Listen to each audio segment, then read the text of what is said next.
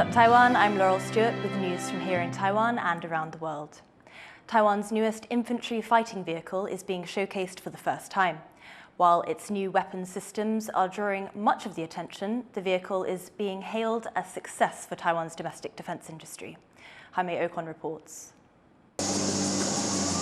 Firepower on the go.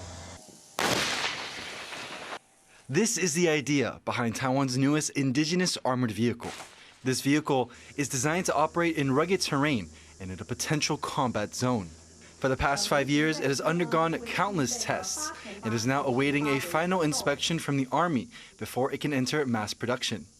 Engineers from the country's largest weapons maker say they are optimistic. 枪炮合一、动态稳定以及行进间射击的能力，绝对能够符合未来国军在作战方面的需求。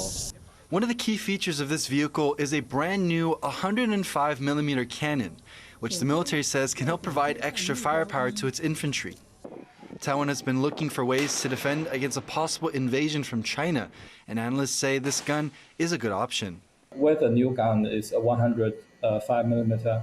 A new gun is a quite formidable weapon that can pose a serious threat. So, in some cases, it might even stand a chance against landing main battles. The military says it will also make another prototype that's under 3 meters, as this one is just a bit too tall, standing roughly at 3.3 meters high. While much of the attention is focused on the cannon, the new weapon system on top of this armored vehicle, it's what's inside that's really making manufacturers happy and optimistic about the future of Taiwan's domestic defense industry, as 85% of this vehicle is made in Taiwan. In recent years, Taiwan has invested billions into its domestic defense industry as it tries to ease its reliance on defense products from the United States. And it's believed this armored vehicle demonstrates Taiwan's potential to develop even more advanced systems. I think this is a great example of where we see Taiwan's innovation really coming to the foreground. There's an incredible wealth of innovation in Taiwan, just a wonderful bed of R&D and talent that's being poured into the defense industrial sector. It's not just things like the Clouded Leopard, but UAVs, and indigenous missiles are another area where Taiwan's domestic defense industry really excels. As Taiwan continues to innovate and create new weapons here at home, it's becoming more determined than ever to show that its defense is truly in its own hands. Ryan Wu and Jaime Ocon in Nantou County for TaiwanPlus. A plummeting birth rate is having a serious knock-on effect on the country's conscription numbers. To help ease the problem, the government is making it harder to get out of mandatory military service. For low-income families, that could be a big problem. John Van Trieste explains. It's been 7 months since Taiwan lengthened conscription for young men from just 4 months to a full year. Officials say this is necessary as China ramps up its threat to invade. But filling the ranks is getting harder as Taiwan's birth rate drops. For the first time, Taiwan has conscripted less than 100,000 recruits. Projections show that this number will go down to just 75,000 at the start of the next decade. To fill the ranks, the government has had to relax rules on height and BMI, and it's also making it harder for those deemed fit to get exemptions from serving the full year. But some people worry this could deal a serious financial blow to families that rely on their young men for income. It is still possible to get classified as a supplemental soldier, conscripts who do 12 days training before returning to civilian life. But there are plans to scrap exemptions for young men that need to earn for their families. The only exception will be men who are the only support for a severely ill family member. Regular conscripts are paid, but not very much.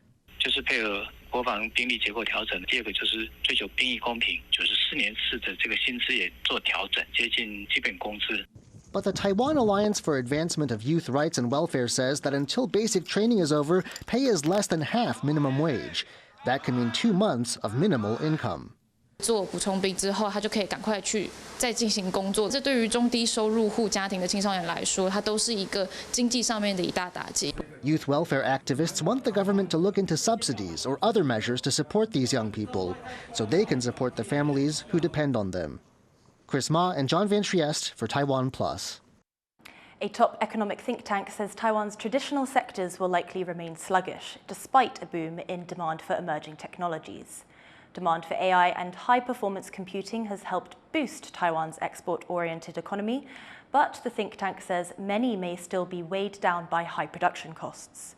The Economy Ministry says traditional sectors are showing mixed results, with the auto parts industry falling as much as 9% year-on-year. Taiwan is set to drop a tariff on New Zealand milk next year.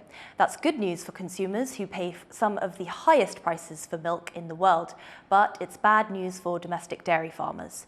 John Van Trieste has this story. Farmer Yang Mei-Gui has been in the milk business for 40 years. Her home in rural Tainan is one of Taiwan's 4 dairy farming centers. When dairy farming was introduced to this region of southern Taiwan 7 decades ago, milk products were something of a novelty in the local diet, but people have since developed a taste for them. These days, though, Yang and other dairy farmers have been selling their young cows at a big loss as the industry struggles to compete with imports. 我在去年开始就被减了7%，然后今年又被减了将近5%。这个比例的话，一共差不多要减到12%。Milk imports grew 35% from 2013 to 2021, and with tariffs on New Zealand milk ending next year, imports could climb even further. Taiwan's consumers stand to benefit. Milk prices in Taiwan are some of the highest in the world, twice what they are in Europe, the US, and neighboring Asian countries. With domestic milk still holding the biggest market share, this makes sense. 第一个原因就是我们所有的不管是草料或是饲料都是进口的哦。再来是台湾都是小田，它就需要花很多的人力，然后它的相对于它的这些设备，它的摊提费就会比较高。And there are more reasons. The Dutch breed of milk cow most common in Taiwan is ill-suited to Taiwan's climate. Only 15% of dairy farmers have more than 300 cows, meaning limited scale. And on top of everything else, farmland is expensive, and many townships won't give permits for new dairy farms. The economics mean that New Zealand milk will always win on price.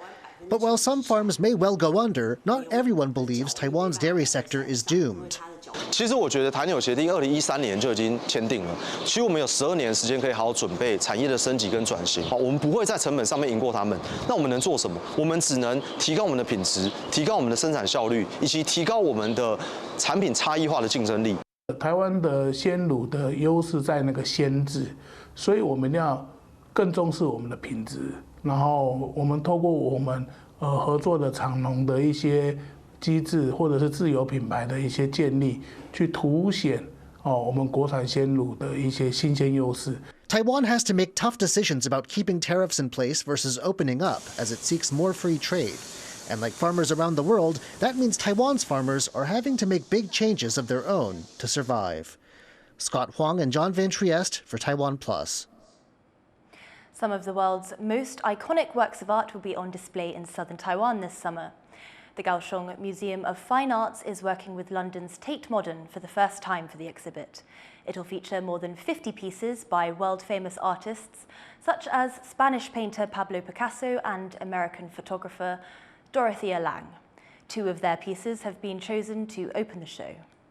这2件作品其实刚好都是肖像画，而2件作品都代表着不同的年代，他们那个大时代里面的一个社会的现状，就透过这个开箱的方式，来去做一个这样的一个对比跟呈现。Thank you for watching What's Up Taiwan. You can visit the TaiwanPlus website or follow our social media for more stories from Taiwan and around the world. Finally, take a look at these people in Peru recreating the ancient Incan festival of the sun to celebrate the winter solstice. I'm Laurel Stewart. Take care and see you next time.